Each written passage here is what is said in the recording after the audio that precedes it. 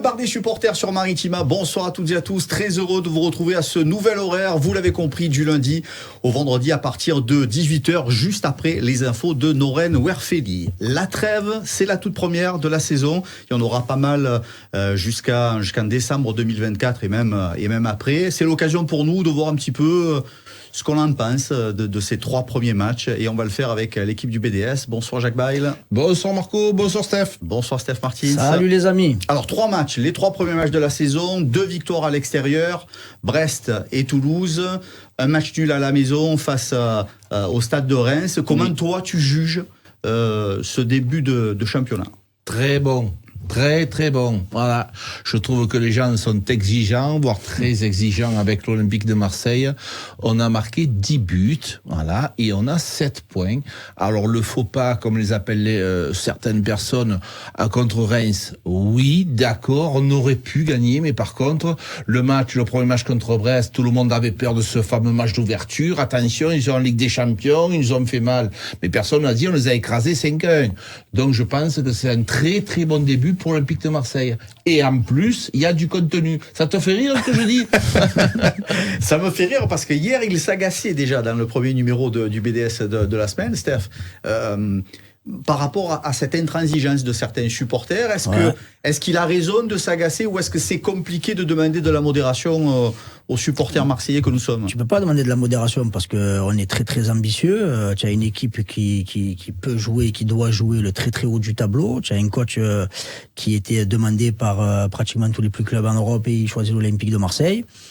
Donc oui, sur ces 3 matchs, pour répondre à ta question que tu as posée à Jaco, très bon début de saison, pas très très bon, parce que pourquoi ? Parce que tu dois gagner le match 150 fois, et tu le fais pas, et on sait combien, on dit tout s'équilibre, mais non, quand tu peux prendre 3 points, il faut les prendre. Donc après, moi ce qui me satisfait là-dedans, c'est que tous tes joueurs offensifs ont été décisifs, donc ça pour la confiance, hormis Eli Wahi, mais pour la confiance, c'est très très bon, le milieu très costaud, et un petit bémol au niveau de la défense, mais voilà, ça va s'améliorer avec le temps. Marco, quand tu montes à une tour, quand tu prends des escaliers, à un moment donné, il y a des paliers. C'est obligatoire, la progression de l'OM. Si tu vas à Notre-Dame de la Garde, il y a de temps en temps, il y a des paliers. Tu n'étais pas maçon? Non, mais les gars, ce que je veux vous dire, c'est qu'il y a un moment donné où il faut aussi de temps en temps être indulgent. La progression, elle va se faire. C'est très très bien. On est passé, Steph, il le sait. Vous vous rappelez le match de la saison dernière ou pas? Comment ça se passe? On a vu des purges, des purgeasses. Et là, cette année, ça va beaucoup mieux. Il y a une idée de jeu. Oui, tu prends plaisir. Voilà, il y a du plaisir. Il y a une prise de conscience des défauts. On les règle. Oui, mais comme je disais à Karim, mais qui est parfait sur cette terre? Il faut nous laisser un petit peu de temps quand même. 10 buts marqués en 3 matchs, mais aussi 4 buts encaissés. Est-ce qu'il faut regarder ces indicateurs ou est-ce que ce qu'on voit, ce qu'on observe depuis ces 3 premiers matchs, ça dépasse un petit peu les stats chiffrées? Non, regardez, je pense que le coach, il regarde parce qu'à chaque fin de match, même quand ça va bien et que tu gagnes, il est mécontent. Donc, il relève que ce qui ne va pas. Donc, comme le dit souvent Jacques, c'est bien de pouvoir cibler parce que ça te permet de pouvoir travailler sur ce qui n'a pas été pendant le match toute la semaine.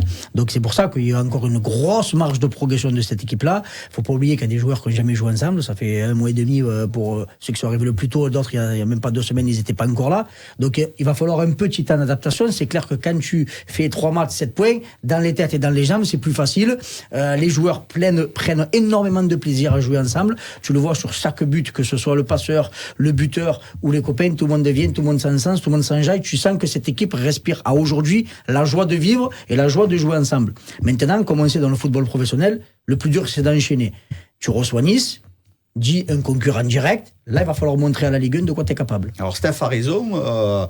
Enflammade, c'est pas le petit nom de Roberto De Zerbi, parce que comme il dit effectivement en conf de presse, même s'il est très content globalement des résultats, il n'hésite pas à pointer du doigt précisément ce qui aurait dû être mieux. Ah ben oui, ben c'est tant mieux pour nous. Il n'y a pas de déni, on va dire. Oui, ben voilà, c'est un perfectionniste. Mais nous, les supporters et les suiveurs de l'Olympique de Marseille, on va lui dire, coach, avec ce que nous avons vécu jusqu'à présent, sincèrement, on est très heureux de vous avoir.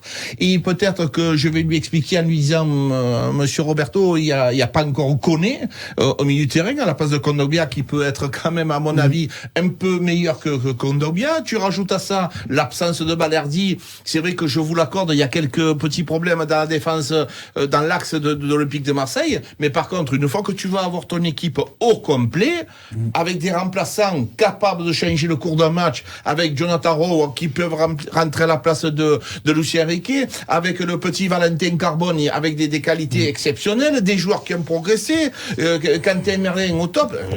Voilà. Moi, je dis pas qu'on va être premier du championnat de France. Je dis que je me régale. C'est tout simplement. Avec la confirmation que les idées de jeu de De Zerbi vont nous amener probablement cette saison encore à être plus performant peut-être à l'extérieur. Oui, parce que tu as un jeu de transition, tu as un jeu qui absorbe l'adversaire et que tu pars vite en contre-attaque.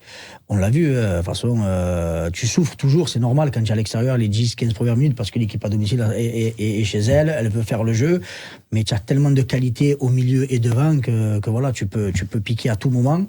Et c'est ça, je pense, qui est vraiment impressionnant pour nous et qui doit faire du mal à la tête aux équipes adverses, parce que tu te dis, un Greenwood peut aller pied droit, puis aller pied gauche, peut jouer une touche, peut porter le ballon.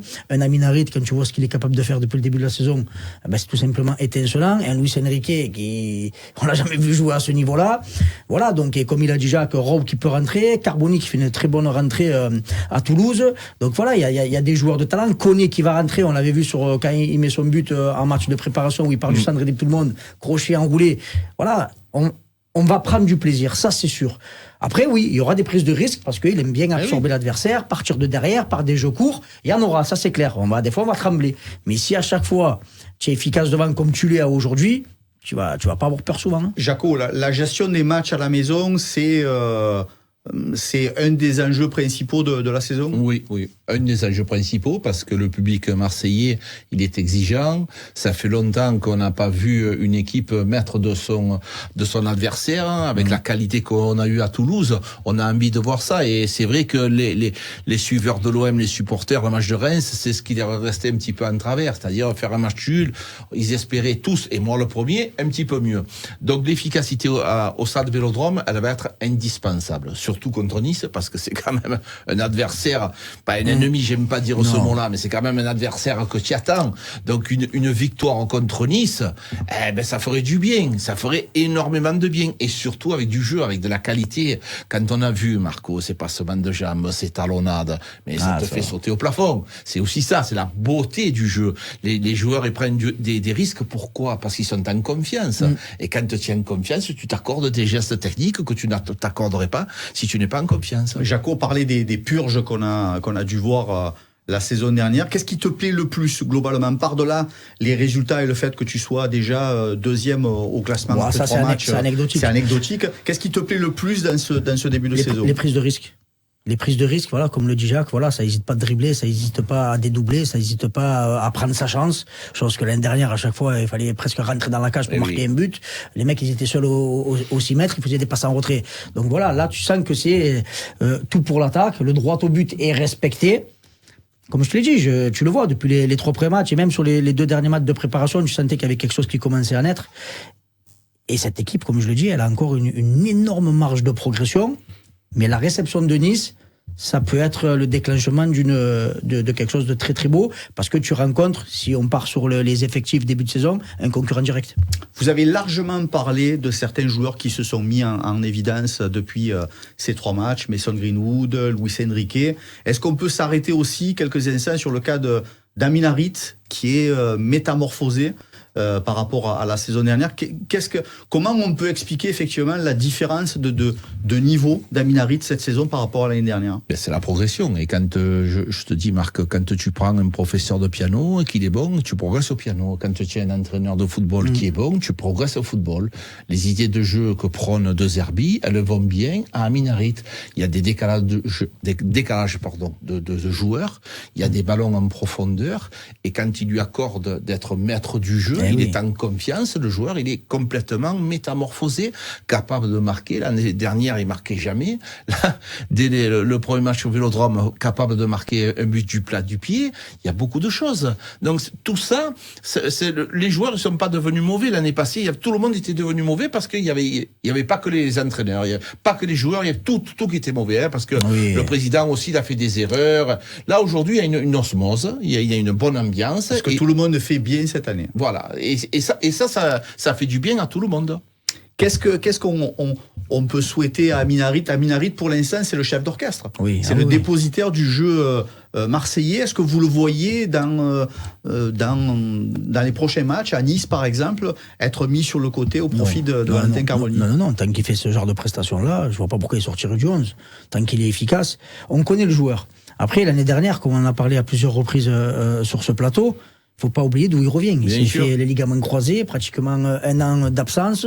Comme Jacques le dit souvent, qui était dans des staffs, il te faut autant de temps pour revenir à 100%. Et c'est logique qu'il fallait pas lui tomber dessus la saison passée. Voilà, là ça fait pratiquement un an que sa blessure est derrière lui, un petit peu plus, et voilà le niveau qu'il a. C'est tout simplement de la logique. Donc moi, à ce niveau-là, Harit, je le sors pas du 11. Du repos jusqu'à jeudi, tu disais que c'était une très bonne idée de la part de De Zerbi. Le mercato fermé, mais même avec un mercato fermé, on a des mouvements qui nous tiennent en haleine. C'est le cas pour Jordan Verretou qui est annoncé ces prochaines heures du côté de Lyon. Si ça va au bout de l'histoire, est-ce que c'est une bonne chose? Oui. Et pour le joueur et pour le club? Ça serait une très très bonne chose. Moi, j'ai tendance à respecter les joueurs et je pense que Jordan Verretou est au bout. Et debout de l'histoire, c'est la fin. Il y a eu plein de choses qui se sont passées. Ça n'a pas été le plus mauvais, la saison dernière. Jamais de la vie. Bon, on n'a pas fait partie des meilleurs. Parce que si on se rappelle, mais pas des plus mauvais. Oui, mais c'est quelqu'un qui a beaucoup couru. On finit 8e, les gars, personnellement, j'ai été déçu de ses prestations parce que je pense que c'est un joueur de qualité. Il est capable de faire beaucoup mieux que ce qu'il a fait la saison dernière. Donc voilà, ceci étant dit, maintenant, il doit partir. Parce que ça ne va plus avec la direction. Il y a eu des choses qui se sont passées, ça ne va plus avec les supporters. Plus personne va lui accorder du crédit, plus personne. Donc à un moment donné, pour le bien de tout le monde, nous, ça enlèverait une masse salariale importante parce qu'il a un salaire énorme, et lui, ça lui permettrait de jouer libéré dans un autre club. Est-ce que tu as la même grille de lecture que Jaco, l'économie d'un gros salaire, ou le fait de se dire finalement on aurait préféré qu'il joue à l'étranger plutôt que dans un concurrent direct, que chez un concurrent direct de l'OM? Écoute, quand je vois l'effectif de Lyon et l'effectif de l'OM, pour moi, à aujourd'hui, je vois pas en quoi Lyon peut essayer de nous concurrencer. Après, attention, l'année dernière, on les voyait presque en Ligue 2 à la mi-saison, et ils sont européens, et toi, tu es à la cavette. C'est bien que tu anticipes. Non, mais c'est une réalité. Voilà, donc ça prouve aussi que dans le ballon, tu peux avoir des périodes de creuse et rebondir derrière. Maintenant, écoute, qu'il aille là-bas, quand il refoulera la pelouse du Vélodrome, il aura son petit message de bienvenue. Voilà, tranquillou. Mais ça fait partie du jeu, voilà. Mais après, il faut s'en débarrasser. Moi, je vois des montants, si vraiment le montant de transfert s'élève à 8 millions d'euros, plus l'économie de son salaire, c'est gagnant-gagnant. Lui, il peut jouer au ballon, et toi, tu récupères de l'oseille. Verretou qui pourrait partir à Lyon, en dehors du mercato, ça s'explique parce il pourrait avoir un statut de joker chez les Lyonnais. Oui, c'est nouveau, ces trucs-là, le joker. Il y a aussi la possibilité de partir dans les Émirats. C'est un petit peu plus loin, le mercato. Je pense que lui, il veut rester en France pour plusieurs raisons. Il l'a annoncé, le championnat de France lui plaît. Donc voilà, moi je te dis sincèrement, Marco, c'est fini, c'est stop. Voilà, on sait tous que la direction l'a informé, vous ne jouerez plus. Voilà. Quand c'est net, clair et précis, c'est écrit noir sur blanc, les lofters ne joueront plus au sein de l'Olympique de Marseille. Donc même si tu es frustré, ce que je peux comprendre, à un moment donné, il faut prendre la décision. La notion de joker, c'est un petit peu ce qui s'était passé quand on a enrôlé Valentin Rongier en provenance de Nantes il y a 4-5 ans de ça. Oui, c'était une très très bonne pioche, mais après il faut pas oublier aussi, là il y a des trucs qui sont sortis où il y aurait peut-être un accord au Panathinaikos, donc il va y avoir encore des mouvements. Mais oui, après si tu peux aller chercher un joueur pour compenser à droite par exemple, où on en a parlé, je pense qu'au niveau de ta défense c'est ce qui t'affaiblit un petit peu. Pourquoi pas? Après, à voir. Je pense que la direction a déjà, si Verretou part, aura déjà quelqu'un dans ses petits papiers. On parlait d'enflammade tout à l'heure. Qu'est-ce que vous pensez de cette enflammade où, quand on associe le départ de Jordan Verretou, on imagine un Adrien Rabiot qui pourrait arriver à l'Olympique de Marseille ces dernières heures? Visiblement, c'est mort, je pense. C'est cuit. Mais si tu étais toi à la place de Longoria, est-ce que justement tu restes avec l'économie de salaire et l'indemnité que Lyon pourrait filer, ou est-ce que tu la réinjectes tout de suite dans l'effectif de cette année pour muscler encore un peu plus l'Olympique de Marseille? Chérie, là, tu me poses une question que je peux difficilement répondre parce que les finances de l'OM, je les connais pas. Des efforts, tu peux en faire. C'est comme si demain tu vas acheter une maison, même si elle te plaît, tu fais un effort, mais un effort, à un moment donné, il faut que tu puisses la payer, la maison. Donc après, les finances, elles sont pas élastiques. Macron, il a donné une enveloppe supplémentaire, mais à un moment donné, il y a le bout du bout et du bout du bout. On a fait quand même des choses très intéressantes. Et maintenant, si tu peux plus, évidemment. Steph, moi, toi, tout le monde aimerait voir Adrien Rabiot au sein de l'Olympique de Marseille. Mais il y a des choses qui sont difficiles à faire. Et s'il le fait pas, il le fait pas. Mais je pense que déjà, les gars, la direction peut te répondre, ça vous va quand même, l'effectif que nous avons, ou comment ça se passe? On a fait quand même des efforts financiers, des belles ventes. Ouais. Je voudrais aussi que l'on souligne ça. Combien de fois on a mal vendu? Combien de fois? Quand tu vends bien, tu achètes bien. Parce que c'est ça, là. Tu es dans un magasin. Si tu as bien acheté auparavant, c'est plus facile à vendre, les gars. Tu comprends? Oui. Donc là, on a bien vendu. Et on va aussi honorer, grâce peut-être à Mehdi Benassia et Fabrizio Ravanelli, les arrivées et départs, ils sont de qualité. Et au chapitre des départs, Steph, tu en parlais à l'instant. Ça bouge concernant Aziz Ounahi, qui discute avec deux clubs grecs, l'Olympiakos et le Panathinaikos. Ça aussi, c'est gagnant-gagnant, et pour le joueur et pour l'OM. Ah oui, carrément. Chez nous, c'était trop insuffisant. On sait que c'est un joueur de qualité, il a montré à plusieurs reprises, mais c'était trop en dents de scie. Et donc, voilà, pour lui aussi, s'il a un beau projet à aller chercher à l'étranger, ben, il faut qu'il y aille. Après, ça parle de prépayant 500 000 € avec une option d'achat à 11,5. Je pense que s'ils arrivent vraiment à se caler sur ce prix-là, c'est loin d'être dégueulasse, même pour l'Olympique de Marseille. Hein. Donc voilà, si tu arrives à faire vraiment ces deux ventes, tu récupérerais pratiquement 20 millions d'euros. Donc, et tu économises deux salaires qui sont vraiment assez conséquents à l'Olympique de Marseille. Donc oui, ça serait de bon augure, surtout pour des joueurs qui rentrent pas dans les choix du coach. Une petite polémique qui nous éloigne un peu des terrains, mais on en profite parce que c'est la trêve. Noren Werfeli en parlait tout à l'heure dans le Flash. Pernod Ricard qui devient partenaire officiel du Paris Saint-Germain. Qu'est-ce que tu t'en fous? C'est une trahison. Boycott général, comme disait Rachid Zeroual si tout à l'heure. T'imagines le sponsor du Paris, le savon de Marseille. C'est pareil, frérot, ça va pas ensemble. Au bout d'un moment, je sais pas, tu dois investir dans ta région, investir dans ton club. Qu'est-ce que tu vas foutre à l'autre bout de la France, là-bas? Donc, l'autre bout de la France, en plus, c'est les ennemis, c'est ça qui est dérangeant. Après, sincèrement, c'est leur problème. N'oubliez pas qu'il va pas y avoir la publicité Pernod Ricard sur le maillot de Paris Saint-Germain. Hein. Mais c'est vrai que peut-être de l'autre côté, on peut se dire, peut-être que nous, on n'a pas été aussi performants pour aller chez eux et leur retirer peut-être un peu de l'argent. Il y a aussi ça. Peut-être que l'Olympique de Marseille se mord un peu les doigts. Pas de mouvement pour l'instant, en tout cas pour Chancel Mbemba. Le bras de fer continue. Aucune des deux parties ne veut lâcher et faire des cadeaux à l'autre. Ça va se crisper encore un peu plus cette histoire. Après, comme l'a dit Jacques, la direction a été claire. Donc les joueurs qui ne partiront pas et qui sont dans le loft ne joueront pas. Après, le joueur a un contrat, c'est le code du travail. La direction est prête à payer les amendes. Mais le joueur a un contrat. Si malheureusement il veut aller au bout, il jouera pas, certes. Il aura les installations pour pouvoir s'entraîner, ça c'est la base du football. Et il percevra son salaire, voilà. Et c'est dommageable pour l'Olympique de Marseille, mais le joueur est dans son bon droit, malheureusement. Attention pour Mbemba. Alors, attention, c'est-à-dire que dans sa situation, je vais vous dire une chose, moi je l'ai vécu. Tu fais des groupes. tu peux faire 2 groupes à l'entraînement. Les bleus et les verts. Et les verts, ils jouent contre les bleus. Et dans les verts, si Mbemba il est là, il est remplaçant chez les verts. D'accord?